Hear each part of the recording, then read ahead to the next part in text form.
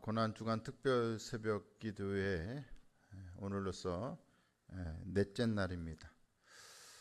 예수님께서 예루살렘에 입성하시고 입성하시던 날이 바로 고난주간의 첫째 날이죠. 입성하시고 이제 네 번째 날이 된 그날에 과연 예수님은 어떤 일을 하셨는가?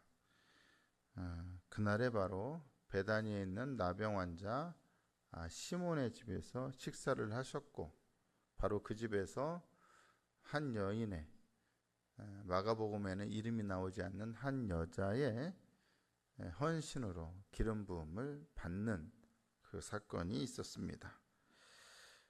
이곳은 베다니에 있었던 곳인데, 베다니는 예루살렘의 동쪽으로 3km 되는 지점에 있었고, 당시에 이 베다니는 나병 환자 수용소가 있었던 곳입니다. 우리나라로 치자면 나병 환자들이 많이 모여 있었던 곳으로 가장 잘 알려진 곳 중에 하나가 소록도죠. 소록도.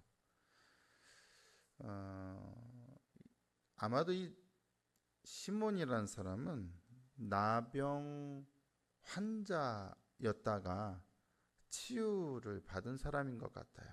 만약에 여전히 나병 환자였다면 예수님과 일행이 그곳에 가서 식사를 할 수는 없었을 것이죠.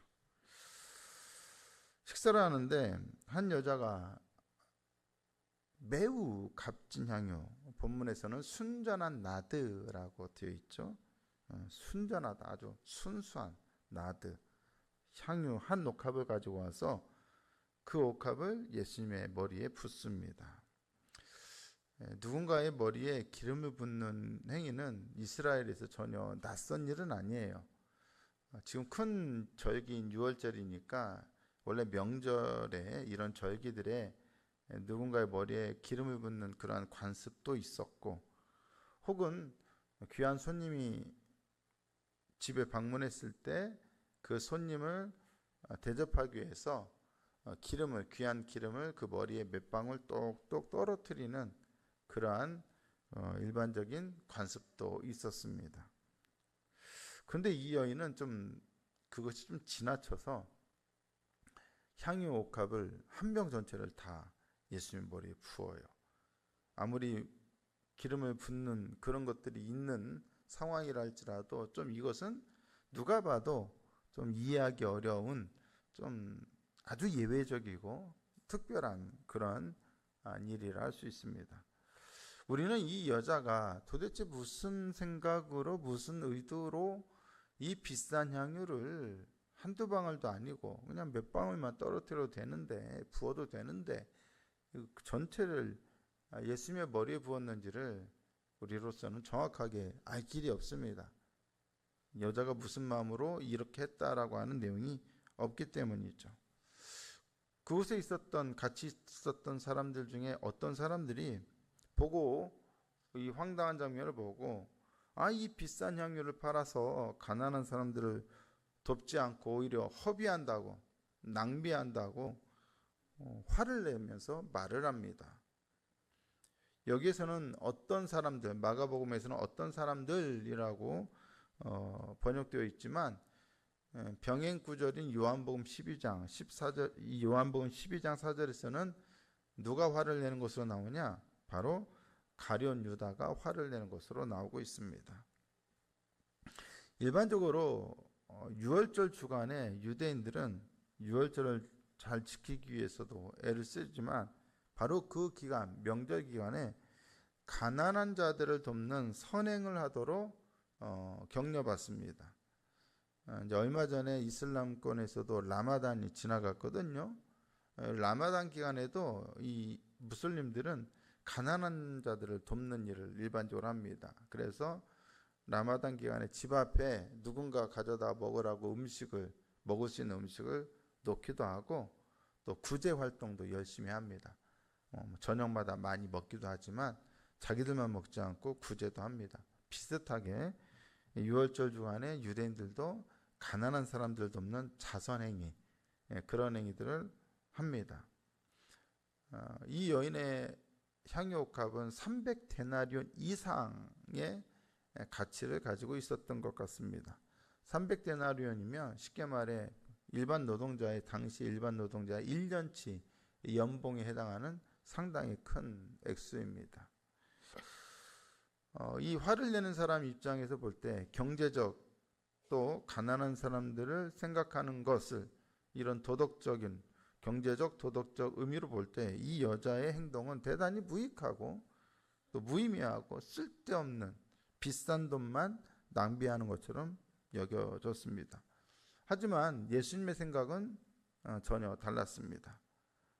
예수님은 이 여자의 돌발적인 행동을 오히려 두둔하시면서 이 여자가 행한 일을 놀라운 방식으로 해석을 하십니다. 어떤 사람들은 이 여자가 비싼 향유로 가난한 자들을 위한 자선 행위를 하지 않은 것에 대해서 격분했죠. 하지만 예수님은 여자가 당신에게 좋은 일을 한 것이라고 말씀하십니다. 유대교에서는 일반적으로 가난한 자를 돕는 자선, 이 자선과 좋은 일을 구별합니다. 자선은 가난한 사람들에게 돈을 주는 것, 돕는 것 정도로 이해할 수가 있습니다. 그리고 그것은 언제나 할 수 있는 일입니다. 좋은 일이란 자발적이고 인격적인 헌신을 요구하며 어떤 구체적인 상황에서만 할 수 있는 일입니다. 가령 누군가가 죽었을 때 그 사람의 장례를 치러주는 것. 이거는 누군가가 죽었을 때만 할 수 있는 거잖아요. 그리고 내가 안 해도 되는데 내가 자발적으로 자원해서 그 사람을 위해서 인격적으로 헌신하는 것. 이것을 좋은 일이라고 말하죠. 예수님은 이 여자가 당신의 장례를 미리 준비하기 위하여 당신의 몸에 기름을 부은 것이라고 말씀하십니다. 예수님은 여러 번 당신이 곧 죽으실 것이라는 것을 말씀하셨기도 했고, 그 얘기는 곧 예수님께서 당신이 어떠한 죽음을 죽으실 것인지에 대해서는 어느 정도 다 알고 계셨다는 얘기죠. 그리고 그때 예수님이 죽으시게 되면 기름을 바를 여유도 없을 것이라는 것을 누구보다 잘 알고 계셨기 때문에 이 여자가 기름을 붓는 것은 미리 당신의 죽음 이전에 장례를 준비하는 것이라고 말씀하십니다. 십자가에 달린 죄수들은 일반적으로 장례를 치를 수가 없었습니다. 가족들이 시신을 요구해서 장례를 치를 수가 없었어요. 왜냐? 십자가에 달린 사람들은 그냥 그게 법이에요. 그렇게 매달려 있다가 그냥 아무 데나 던져져서 공중의 새나 들짐승의 밥이 되게 되어 있었어요. 그러니까 아리마대 사람 요셉이 예수님의 시신을 요구했던 것은 상당히 이례적인 일이었고, 그리고 상당히 용기가 있었던 행동이었던 겁니다. 다른 십자가에 달린 사람들은 장례 자체를 치를 수가 없었어요. 장례를 치르려면 아시잖아요. 일반적 유대인들 장례 치르려면 시신에 기름을 받고 바르고 하잖아요. 그런 거 할 수가 없어요. 십자가에 달린 자들은 그렇게 할 수가 없어요. 그래서 예수님에 의해서 이 여자 행동, 비싼 향유를 머리에 부은 이 행동은 예수님의 장례를 미리 준비한 일종의 예언적 행위로 예수님에 의해서 해석이 됩니다. 또 평가가 됩니다. 이 여자는 예수님의 머리에 붓기 위해서 이 값비싼 향유를 다 써버렸습니다. 사실 얼마나 비싸요? 얼마나 아까 여러분 아침에 세수하시고 나서 그래도 꼭 바르는 게 있죠. 스킨이나 로션 같은 거 바르죠. 저도 아침마다 면도도 하기 때문에 꼭 바릅니다. 바를 때 여러분 어떻게 바릅니까? 팍팍 바릅니까? 얼굴 막 팍팍 막 합니까? 내 얼굴은 이 정도는 발라줘야지 하고 막 팍 바릅니까? 네. 저는 항상 아까워서 3번 똑똑똑 그렇게 하고 이렇게 바릅니다. 아깝잖아요. 사실 얼마나 비싼 것도 아니고, 그런데도 이거를 우리는 이렇게 많이 바르지는 않거든요. 저 같은 경우는 그래요. 여성분들은 저보다는 훨씬 많이 바르셔야 하니까 마음껏 바르십시오. 피부 관리는 소중하니까. 그런데 여러분, 이 비싼 거를 한두 방울만 떠들어도 이게 좋다는 얘기는 냄새가 어떻다는 거예요? 온 집안에 몇 방울만 떨어뜨려도 쫙 퍼지는 거예요. 더군다나 당시 집이 뭐 넓기나 합니까? 그렇죠? 진짜 좋은 향수는 여기 어딘가에 몇 방울만 떨어뜨려도 여기에 다 냄새가 다 진동할 겁니다. 근데 이 비싼 향유를 아끼지 않고 그냥 다 부어버려요. 예수님의 머리에. 그 얘기는 곧 뭐예요? 이 여인은 예수님에게 아낌이 없다는 얘기야. 자기 것을 아끼지 않고 예수님께 다 헌신한 거예요. 드렸어요. 기름을 붓는다. 이게 중요하죠? 여러분, 메시아라고 하는 말, 그리스도로 번역된 이 원래 히브리어 메시아라는 말이 뭐예요?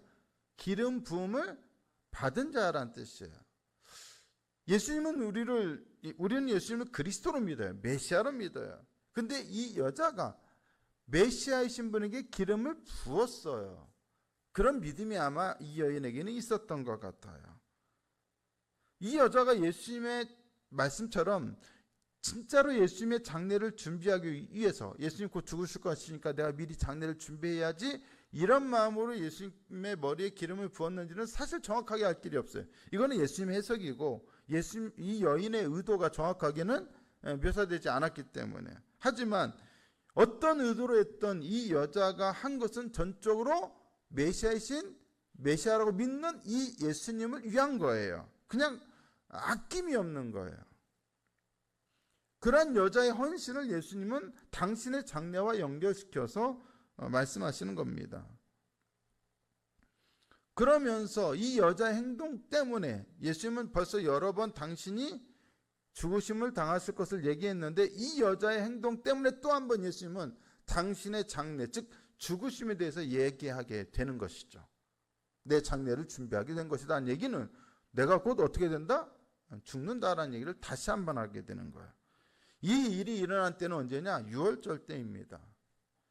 아주 큰 명절이에요. 그리고 이 6월절 주간은 유대인들은 막 좋은 즐거운 절기고 명절이지만 로마인들에게는, 또 유대 기득권층들에게는 이 6월절은 늘 골칫거리였습니다. 왜 그럴까요?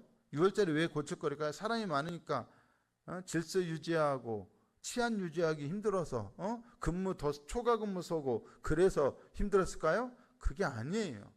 여러분, 6월절은 무엇과 연관되어 있습니까? 네, 출애굽과 연관되어 있죠. 출애굽은 뭐예요? 자신들을 압제하던 세력에 의해서 하나님의 크신 능력으로 그들을 구원하시고 해방하신 사건이잖아요. 그러면 지금 그들을 압제하는 로마로부터 하나님이 이런 또 다른 큰 구원을 이룰 수 있다 없다? 있다라고 믿잖아요. 그러면 6월절은 유대인들에게는 무엇을 떠오르게 하기 좋은 명절입니까? 우리들도 언젠가 로마로부터 해방되어야 한다. 하나님은 우리를 로마로부터 해방시키실 것이다 하고, 그런 명분을 가지고 얼마든지 군사적인 반란이나 쿠데타를 일으킬 수도 있는, 소요 사태를 일으킬 수 있는 그런 명분을 줄 수 있는 절기였거든요. 그렇게 많은 사람들이 막 몰려들고 있어요. 자칫 한 곳에서 어떤 일로 인해서 사건이 일어나면 이건 대규모 폭동으로 확대될 가능성이 얼마든지 있었어요. 그러니까는 조그만 소요나 밀란이라도, 소요 사태라도 일어나면 안 되는 거예요. 누구 입장에서? 로마인들이나 이 예루살렘 기득권층에게나. 그런데 대제사장들은 예수님을 죽이고 싶어해요. 그런데 죽이려고 체포하면, 예수님을 체포하고 그 장면을 사람들이 본다. 지금 예수님을 지지하는 사람들이 있는데 어떤 사태가 벌어져요? 밀란이 일어날 수 있는 거야. 폭동이 일어날 수 있는 거야. 그래서 이 사람들은 사람들이 보지 않게 은밀하게 이 일을 처리하기를 원했어요. 마가복음 14장 1절에 보면 괴계로 예수님을 죽이고자 했다라고 나오는데, 이 괴계는 단순한 속임수를 말하는 것이 아니라 은밀하게라는 의미에 가까워요. 사람들 눈에 띄지 않게. 사람들 모르게 잡아와야 하는데 그럴 기회를 지금 찾기가 어려워요. 왜냐? 그 명절에는 너무도 많은 사람들이 모이기 때문에 모든 골목까지도 사람들로 가득가득 차는 거예요. 사람들의 눈을 피해서 뭔가를 일을 할 수 있는 상황이 안 돼요. 예수님을 찾아다니려면 군사들이 동원되어야 하고, 그럼 다 눈에 띄는 일이죠. 그런데 그런 상황에서 가룟 유다가 대제사장들에게 와서 예수님을 넘겨주겠다라고 제안을 해요. 야, 자기들이 하고 싶었는데 은밀하게, 아무도 모르게 은밀하게 위대하게 예수님을 넘겨준다? 그럼 사람들 눈에도 띄지 않고 일을 잘 처리할 수 있으니까 이들로서는 얼마나 기뻐요. 너무 기쁘니까 대가로 유다에게 돈을 주기로까지 약속까지 해요. 종교 지도자들과 가룟 유다는 공모해서 하나님의 기름 부음 받은 자를 죽이려고 하는 반면 한 여자는 하나님의 기름 부음 받은 자에게 기름 붓는 일을 행합니다. 유다는 예수님을 배신하는 대가로 돈을 받게 되겠지만 그 여자는 예수님을 섬기는 일에 자신의 돈을 풍성하게 아낌없이 사용합니다. 이 여자의 헌신적인 행위는 희생적이고 헌신적인 행위는 유다의 배신과 탐욕의 행위와 날카로운 대조를 이룹니다. 그러면 우린 질문을 해야죠. 유다는 왜 예수님을 배신하고 대제사장들에게 넘기려 했을까요? 사실 그 이유를 명확하게 알 길은 없습니다. 근데 우리가 지금 이 장면에서 한번 추측해 볼 수 있는 것은 이 여자의 과도한 행위, 예수님을 위하여 아낌없이 섬기는 그 행위로 인해서 예수님은 또 한 번 무엇에 대해서 말씀하셨어요? 당신의 죽으심에 대해서 얘기했어요. 근데 제자들은 대부분 가룟 유다를 비롯하여 제자들은 대부분 어떤 생각으로 지금까지 예수님을 따르고 있어요? 예수님께서 하나님 나라가 임하게 해서 하나님 나라가 임하면 그 나라의 왕이 되실 것이고 우리는 뭐가 돼요? 그 나라의 고위 관료가 되겠죠. 고위 신하가 되겠죠. 예수님이 신하가 되겠죠. 예수님의 오른쪽이냐 왼쪽이냐 누가 앉을 것이냐 이거 갖고 싸웠던 제자들 아닙니까? 가룟 유다도 그런 마음이 있었을 거예요. 좋은 의도든 나쁜 의도든 예수님은 반드시 하나님 나라를 이룰 거고 즉 로마를 물리치고 반드시 왕 위에 오를 것이다라는 믿음이 있었을 거예요. 근데 지금 예수님은 무슨 얘기를 해요? 나고 죽을 거야. 이 얘기를 또 한 번 하시는 거예요. 나는 계속 예수님이 뭔가 일을 도모해서 큰 일을 이루실 거고 그래서 하나님 나라 즉 우리의 땅에서 이방인들을 몰아내고 로마인들을 몰아내고 결국 우리가 한 자리 차지하게 될 줄 알았는데 예수님은 뭐가 되겠다는 거예요? 죽어서 일종의 순교자가 되겠다는 거예요. 끝까지 그 순교자가 되겠다는 예수님의 그 의도를 꺾지 않으세요. 고집을 피우고 계세요. 도대체 안 되겠다. 어쩌면 유다 입장에서는 예수님 따라봐야 이거 나중에 반란 일으키다가 나까지 이거 배신자 반란자로 나도 같이 죽어나갈 수 있지 않을까 하는 염려를 했을 수도 있어요. 어쨌든 예수님께서 죽으려고 한사코 고집을 피우는 것은 자기가 봤을 때는 자기의 의도와 예수님을 따랐던 의도와 자신의 계획과는 전혀 다른 방향이었을 것입니다. 그것이 정확하게 맞는지 안 맞는지는 알 수 없지만 분명한 것은 예수님께서 당신의 장례와 관련된 말씀을 하시고 나서 이 유다가 예수님을 팔아 넘기기로 했다는 것은 바로 예수님이 가시려는 길과 유다가 가려는 길이 전혀 달랐다라는 것만은 너무 분명해 보인다는 거예요. 예수님은 유다를 어쩌면 배신에까지 이르게 했던 그 촉발점이 되었던 이 여인의 헌신적인 행동을 가리켜서 상당히 중요하게 말씀하십니다. 마가복음 14장 8절에는 그는 힘을 다하여 이 여자는 힘을 다하여 내 몸에 향유를 부어 내 장례를 미리 준비했다. 그러면서 9절에 뭐라고 말씀하시냐? 내가 진실로 너희에게 이르노니 온 천하에 어디서든지 복음이 전파되는 곳에는 이 여자가 행한 일도 말하여 그를 기억하리라.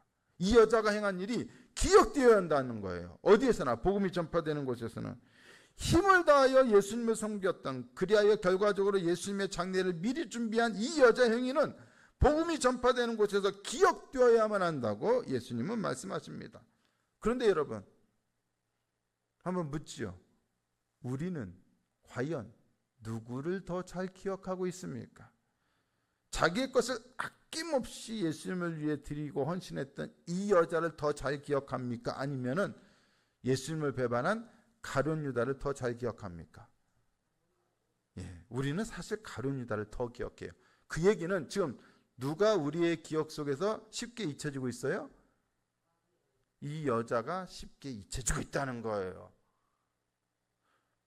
가룟 유다는 저 예수님 배신한 놈, 저 나쁜 놈, 역사의 나쁜 놈, 그냥 역사의 그냥 반역자, 이렇게 나쁜 배신자, 이런 식으로 가룟 유다는 기억하면서 가룟 유다는 비판하고, 그러면서 나는 그런 사람이 아닌 것처럼 생각하는 그런 일은 많으면서 이 여자를 기억하면서 이 여자는 예수님께 아낌없이 드렸어, 나도 아낌없이 드려야지, 이 여자처럼 해야지, 그 여자를 그런 식으로 더 기억하지는 않는다는 거예요. 그렇지 않습니까? 십자가와 관련해서 이 여자나 가룟 유다는 언제나 기억될 사람이에요. 그런데 대체로 사람들은 정말 기억해야 할 여자는 잘 기억하지 않고, 굳이 기억하지 않아도 되는 사람은 꼭 잊지 않으려고 합니다. 정말로 예수님께 아낌없이 헌신한 여자를 기억한다면, 자기도 모른 채 예수님의 장사를 준비한 그 여자를 정말로 기억한다면 우리는 어떻게 하겠습니까? 그 여자처럼 우리도 주님을 위해 아낌없이 헌신할 것이고, 그 결과로서 주님의 십자가 복음을 사람들에게 기억나게 해주거나 알게 해주게 될 것입니다. 하지만 사람들은 그렇게 하지 않고 가룟 유다만 잘 기억합니다. 예수님을 배신한 그가 얼마나 악한지만 하고, 그야말로 예수님이 당하신 십자가 처형의 원흉이라면서 그를 비난하고 저주합니다. 그리고 나는 그런 사람이 아니야 라고 하면서 스스로 위안을 삼습니다. 하지만 우리가 기억해야 할 것이 있습니다. 여자의 헌신을 난감해하고 그 헌신을 무가치하게 여기고 그 헌신을 비판했던 유다는 그 헌신을 소중하게 여기지 않았기 때문에 결국 어디까지 나아가게 됩니까? 예수님을 배신하는 데까지 나아가게 됩니다. 그렇다면 예수님에 대한 참다운 헌신이 없는 곳에 무엇이 생길 가능성이 크다는 이야기입니까? 바로 배신이 일어날 가능성이 크다는 얘기입니다. 배신은 다른 것이 아닙니다. 예수님께 온전히 아낌없이 헌신하지 않는 것이 배신입니다.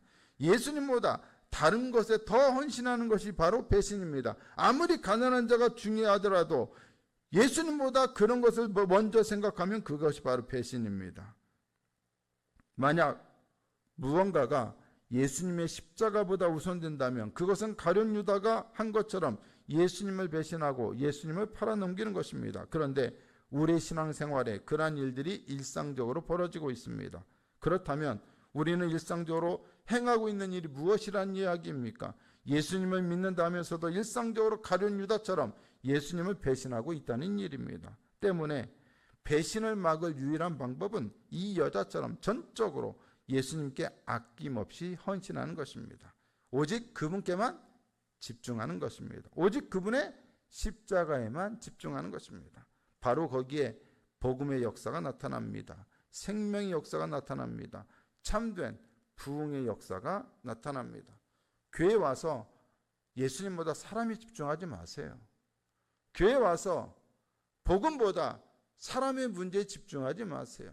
여러분, 아무리 명분이 훌륭해도 그것이 어떤 신념이고 도덕이고 윤리고 가치고 국가고 애국이고 다 좋아요. 하지만 그것보다 예수님이 더 앞서야 합니다. 그것이 예수님보다 앞설 수는 없습니다. 십자가보다 앞설 수는 없습니다. 바로 거기에 배신이 일어나는 것입니다. 우리는 참된 헌신의 표상인 여자보다는 자기의 이유와 명분을 가지고 예수님을 등지고 배신했던 가룟 유다의 모습에 가까울 때가 참 많습니다. 그러므로 우리는 다시 예수님의 말씀으로 돌아가야 합니다. 이 여자의 헌신을 기억해야 합니다. 그 여자가 예수님께 행하였던 일을 기억해야 합니다. 복음이 전파되는 곳마다 이 여자가 행하였던 일이 기억되어야만 하는 이유를 우리는 다시 분명하게 깨달아야 합니다. 요한복음에는 이 여자가 누구라고 나옵니까? 바로 마리아라고 증언해주고 있습니다. 우리는 가룟 유다가 되지 말고 누가 되어야 합니까? 마리아가 되어야 합니다. 배신자의 길은 결코 우리에게서 멀리 있지 않습니다. 바로 우리의 아주 가까운 곳에 있습니다. 우리가 마리아처럼 아끼지 않으려 하고 가룟 유다처럼 자기의 뜻만을 내세우는 곳에 거기에 바로 배신이 있습니다. 십자가의 배신자가 바로 거기에 있습니다.